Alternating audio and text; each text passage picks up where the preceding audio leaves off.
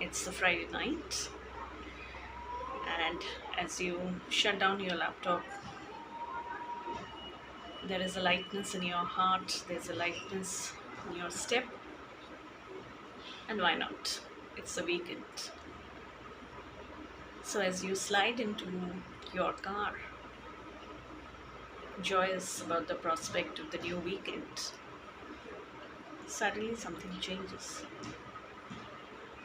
You realize that even though it's a weekend, even though it's a Friday night, you will be entering an empty house. There's no partner there, neither are your parents there, and maybe your kid is somewhere playing. And then the joy which was filling you ebbs out. So, what do you do at that moment? Now, things aggravate when you see some of your fellow colleagues. Maybe some of them have their partners who have come to pick them up. As you drive back home, you see couples walking into the restaurant.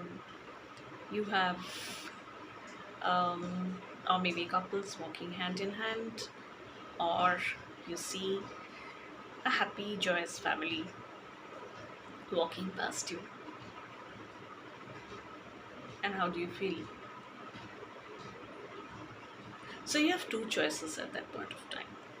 Either you go back home or and crib, get depressed,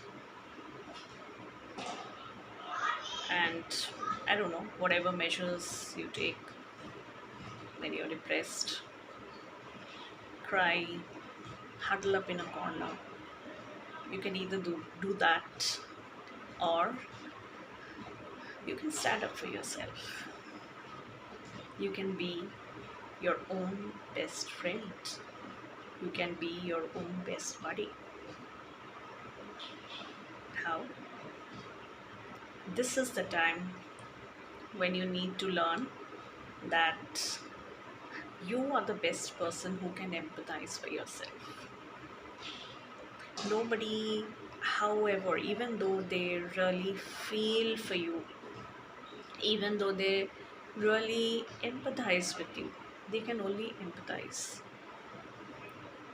They cannot be in your shoes, they cannot process your emotions, and they are not living the life which you are currently leading 24 hours. Okay, and it makes sense to leave it that way. Okay, so at this juncture, it is you who have to take care of yourself. However hard it seems, you have to get up for yourself. You have to cheer yourself. You have to take yourself out. Maybe this is something which you have never done.